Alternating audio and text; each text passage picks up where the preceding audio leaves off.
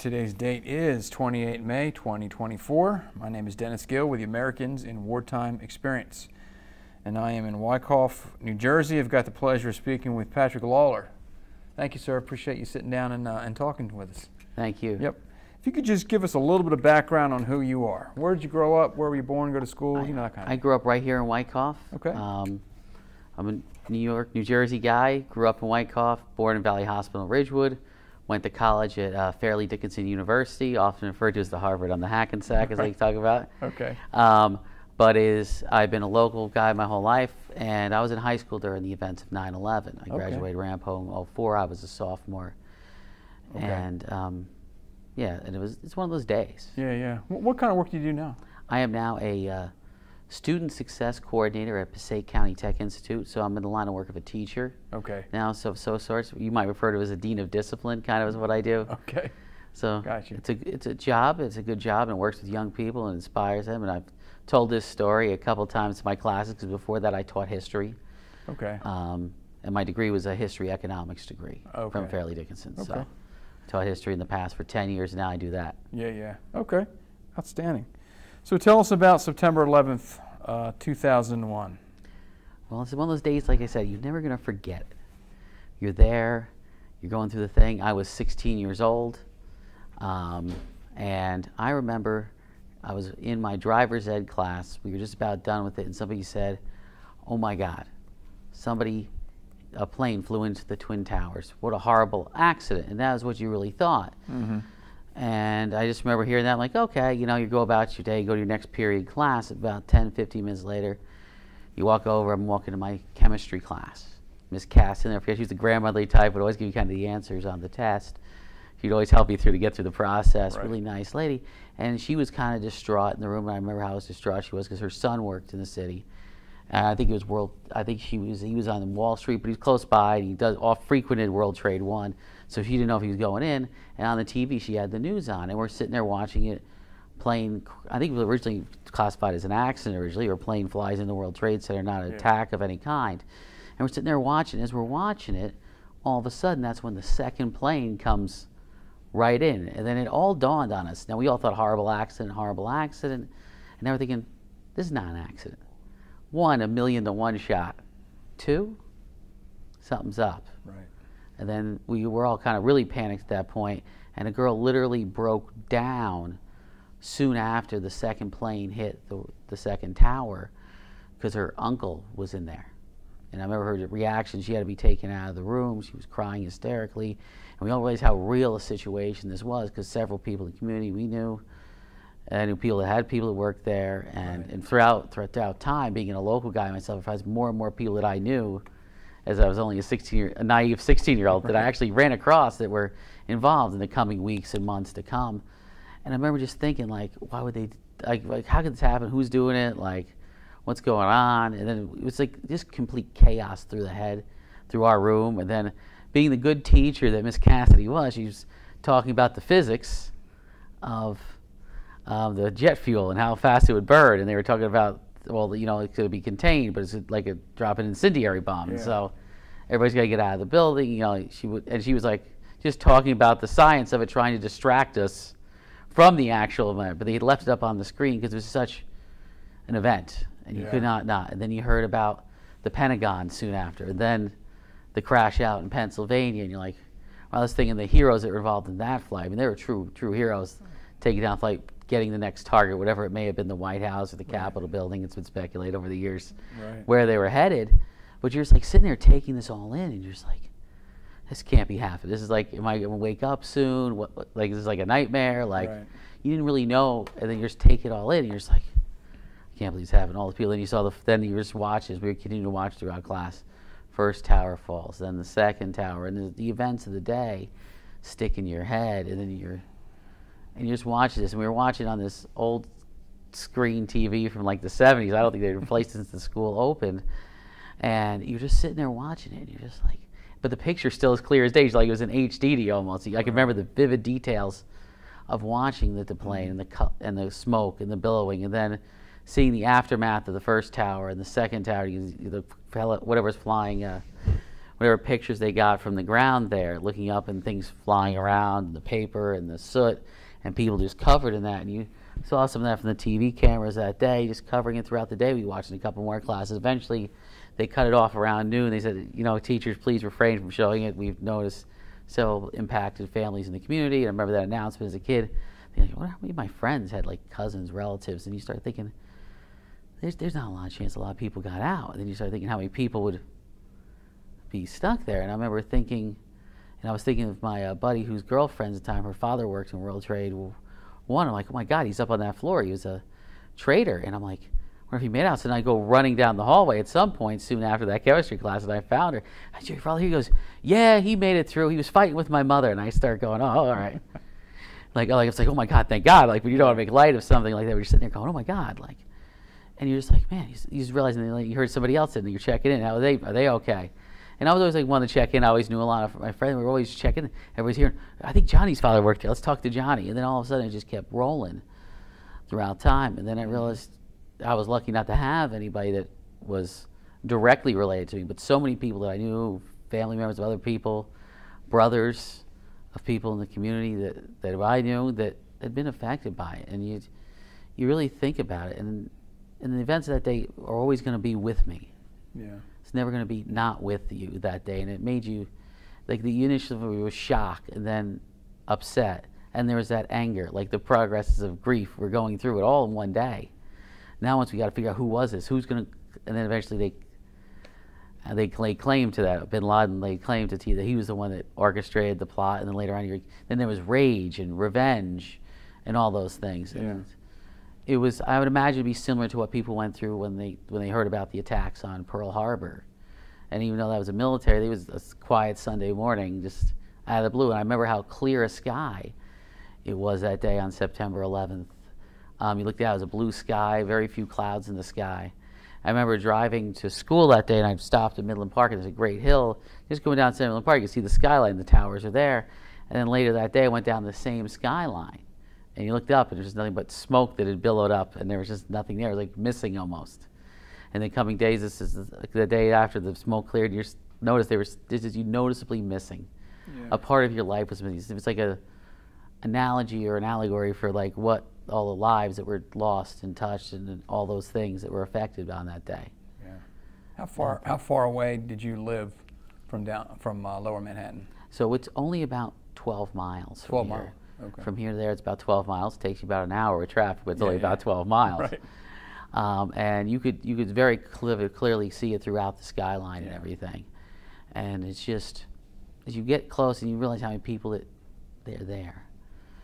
And it was kind of it was a strange time, but soon after, I remember that night, the next night, September 12th, and like many of my generation, we were a little bit of a wrestling fan, and the first live event was that WWE SmackDown and how they rallied behind, and you saw all these people rallying, like these different, like wrestling's got some interesting characters and different backgrounds, and we saw them all rallying behind the American flag.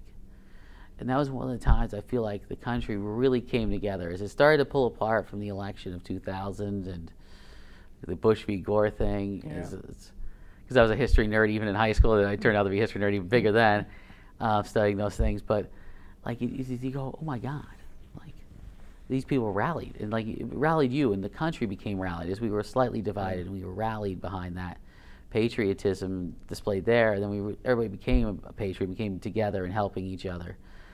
And my father was the local pro at the golf course. And one of his guys that worked there was a Hackensack fireman, John Liquido, and he went over with his friend Steve Litter that I know. And they went over and they came back from work. And my John came into work and was telling me he was one of the second day over to help with the cleanup and stuff. And he went over there across the bridge and to do the cleanup the second, third day after the events. And he was telling stories of what they were pulling out. And I'm like, this is awful. And like you get that feeling like how real, like you kind of like had that surreal, like it didn't happen moment, like I talked about it as like a dream. And as you hear the stories and the details come out of the next couple of days, but hearing those stories from him and Steve and telling the story about 9/11 and I mean the cleanup after 9/11 of the World Trade Center, and that was really kind of jarring. Some of the things they found, And one of the stories I think John tells, they were trying to take a guy out in one of the parking garages, and they could hear the gunfire, but they couldn't get to before the oxygen ran out. Like, that was a surreal moment to me. Like, even though people had survived, people were still going 2-3 days later. They were buried under the rubble, possibly, and it just put a culmination of how evil and diabolical that the plot was to perpetrate all these things. Yeah. You know, there's September 11th, 2001 is a point in history where everybody remembers life prior to that day and remembers life after that day, and it's different, right? That day changes everything. During that early morning and into the afternoon, you're witnessing this as a 16-year-old. Did you have any sense of the significance of that day and how it would change the future moving forward? That was one of those days that changes everything? I mean, you always focus on the loss of life, but you knew something was going to be happening. We thought we were going to go to war against somebody. Right. We thought it had to have been a country of some sort, because you really didn't have many large-scale terrorist attacks of that magnitude going on. I mean, you had the World Trade Center in 94, 93, 94, with the bombing of the parking garage, but that was just one little isolated guy, not large scale like this was. This was highly organized, so we were thinking we were going to war with a country, that we were going to be drafted in high school, that we were going to war. Right. And I think every one of us that day would have fought, right, drought, lock, stock, and barrel in this area specifically, that would signed up tomorrow, like they said lines outside the draft offices in after Pearl Harbor in '41. You know, like that's just going to happen. You know, people want to fight their country, and it was that refer of patriotism that wasn't there beforehand too. Yeah. People were just kind of living their own lives. But I remember around here, specifically in New Jersey, you can always tell in New Jersey, people you say hello, and people are like, "What?" You know, you kind of like taking it back by you saying hello. Right. And the next couple days, everybody was so nice. Everybody would rally around. They'd let people go in traffic, and you talk about that, and you don't want to make a joke about it, but it's true. Like, people rallied around each other. They rallied around the community. And there's one thing about this area: they are resilient, and they do rally around those things. And they rallied around the flag at that time. They rallied around each other, and knowing that everybody might be affected or who is affected, and we are Americans. And that is a very poignant moment, young men, like to see that there is what the country's actually made of. Because you didn't have that up to then. It was kind of like, oh, you know, you're a teenager, you're going through life. Oh, snack time, recess. You know, you see your parents do their thing. Everybody's doing their thing, just living their own lives, being very independent. And everybody became dependent on each other, helping each other out. And through those next couple of days, whether it be through counseling, visiting a friend. My speech teacher in elementary school lost her husband. He was on the floor of Cantor Fitzgerald. And I remember a few weeks later, or a week later or so, they confirmed, and they did the wake. I remember going over there with my two brothers who had her as well, and it was just like, you rallied around. It's something you probably wouldn't have done if it hadn't been for Howe. And it got people to bond and come together. And I think that's one of the things that people often, it's actually, not I want to say beneficial, but it got people to realize we're all just people. We're not just individuals. When we're grouping, we're America. Right. What do you tell young people that weren't even born yet or were too young to remember when they ask about it? I'm sure it comes up at least once a year, right? Oh, it always comes up once a year, yeah. Right. So what do you tell them about that day? Well, I taught high school history, so it was always interesting when 9/11 came around. It's one of the first lessons of the year, and I always felt it got the kids on my side. I always tell the story. Picture it, Mr. Lawler, 16 years old. And I go, it's one of those days it'll change your life. It's one of those things I was you guys. And it brings that in to realize. Imagine you not coming home to your mother, your father, or imagine like the biggest shock in your life times 10 of what could have possibly happened. Imagine looking up and the sun wasn't there. Like you saw the World Trade Center. Like I said, I drove to school and I saw that the World Trade Center. I stopped, always got my breakfast, and wherever we stopped, we drove and saw that every morning. But it's like not seeing the sun in the morning. It's like missing the things, a part of your life you didn't know that was even there, that you took for granted. And the people, the skyline, the building, what it represented, it's like it's not there anymore. It's like taking something away from you. And I try to say it's like, almost finding out like Santa Claus isn't real. You know, it's like that shock, like what, Santa Claus isn't real? It's not being broken subtly. It's like you're a 3-year-old being told Santa Claus isn't real when still you got a good 5 or 6 years left of believing in Santa Claus. Right. And that's that kind of shock and like not shock and but I want to say shock to the system. Like what? Like it's like that kind of emotional trauma that you can experience. It's kind of hard to put in perspective to a youngster, a teenager, but that was the best I could always do in trying to describe it. It was always that level of that.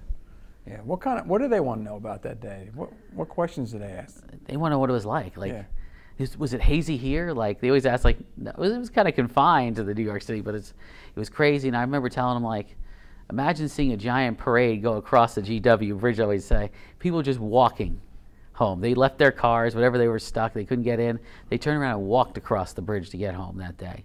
And they're like, "No way, mister." I go, "Yeah." So I was like, "But what if you were in the city?" And like, and they were asked, like, "What if you were there, but you weren't in the building?" Like, what happened? Like, you're covered. Well, most people ended up getting covered in soot in the area. Then people couldn't get back across the bridge at all. That's kind of what they're kind of interested in. Like, what was it like to be there through it? They don't ask what it was like to be a teenager through it, but you know, they asked what it was like to be there with them. And that's kind of what they always want to know. They kind of like, they don't really know the significance. It's hard to put it in perspective for them.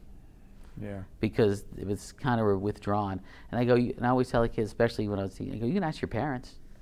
Ask your parents what it's like, because they were probably my age, if not a little older. They just started working. Some may have even worked in the city. And then every year you get a kid that would be like, you know, Mr. My father was there.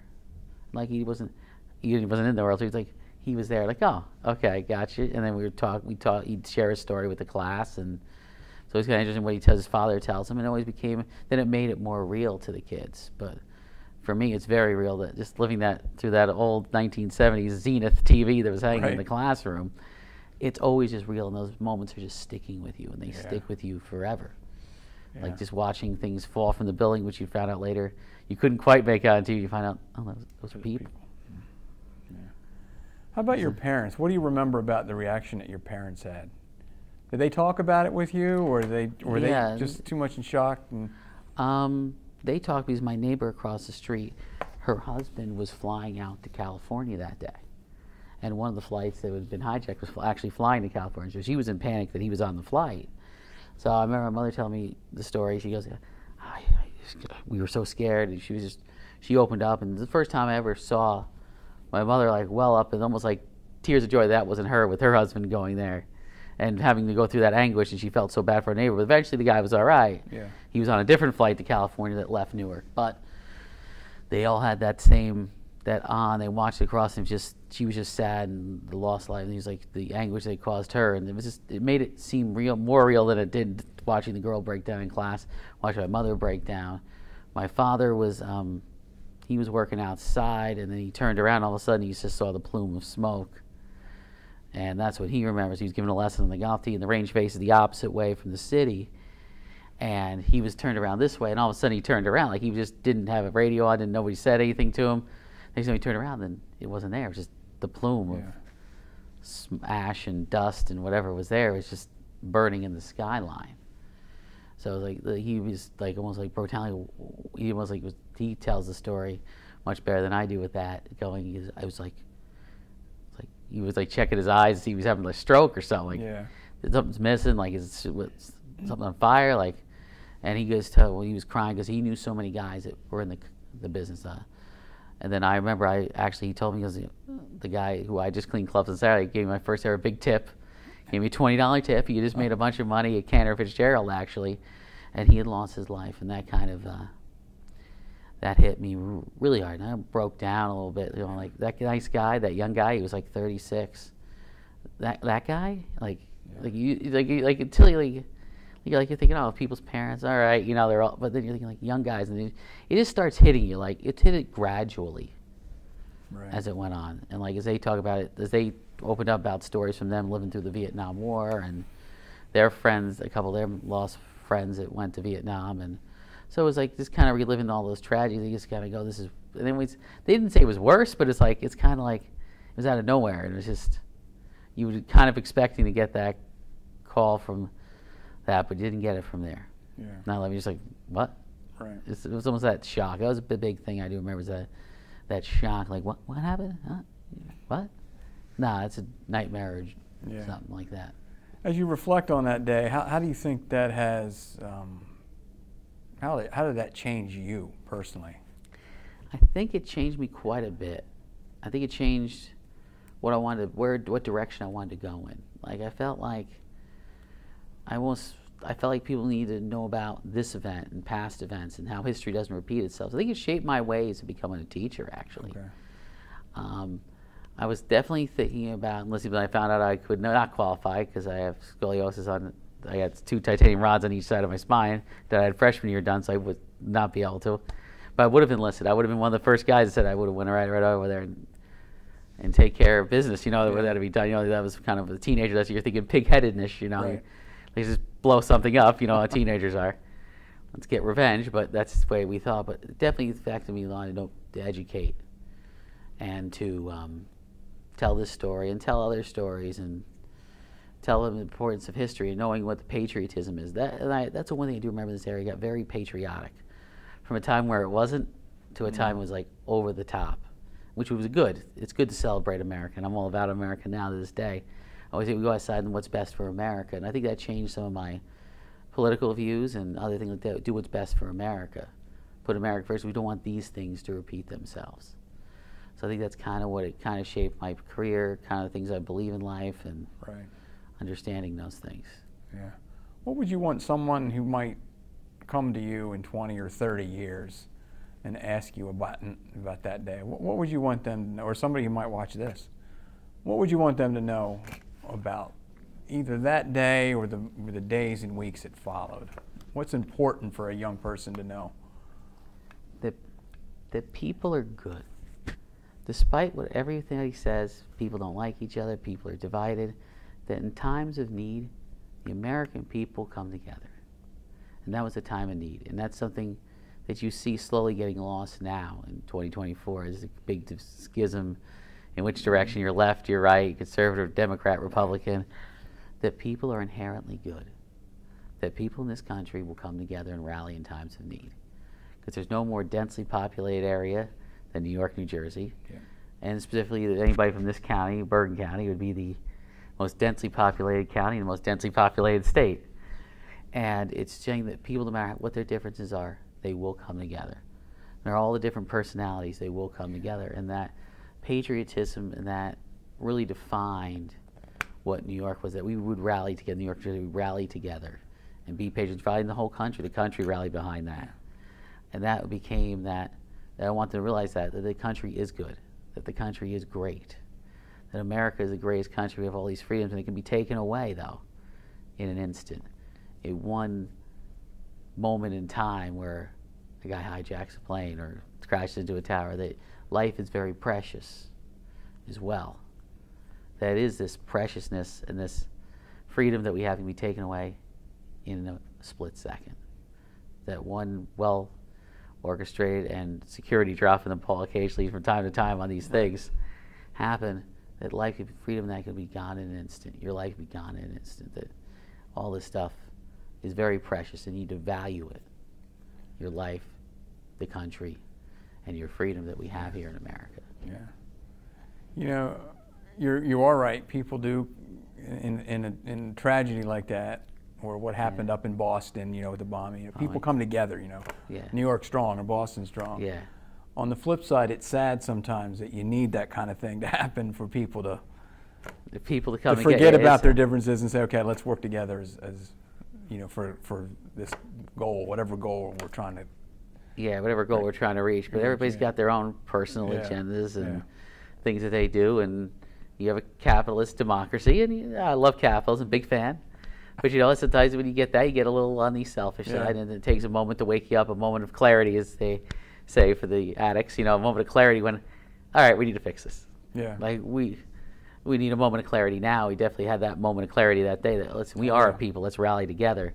Because remember the divisiveness of the 2000 election was kind of one of those deals. Yeah. Not as bad as it is now, but it was a divisive time. People forget that. Yeah.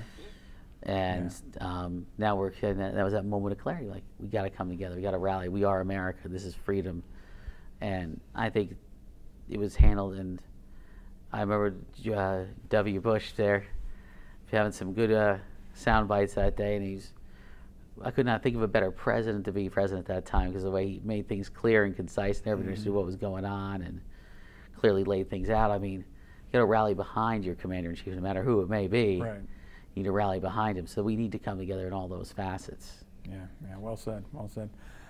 Anything else that you want to document? Anything else you want to talk about? I think I covered most of those events on that. Yeah. I mean, years later, you always hear these stories, and it just hits you again, like it again and again. It's something that always stick with you, and that's just like, even yesterday, I was talking to my girlfriend about this, and it was just kind of fascinating. She goes where she was, and I did not know her at the time, and it was kind of like where she was, what she was doing, and all those things. But it's kind of fascinating. You just have that refurb, but you go right back to the moment, and it just amazes me. Yeah, it is. It is. You know, when I was growing up, I always heard, you know, your parents and stuff, they would always say, I remember where I was when I heard Kennedy was assassinated. It's always one of those, you know, vivid moments in time.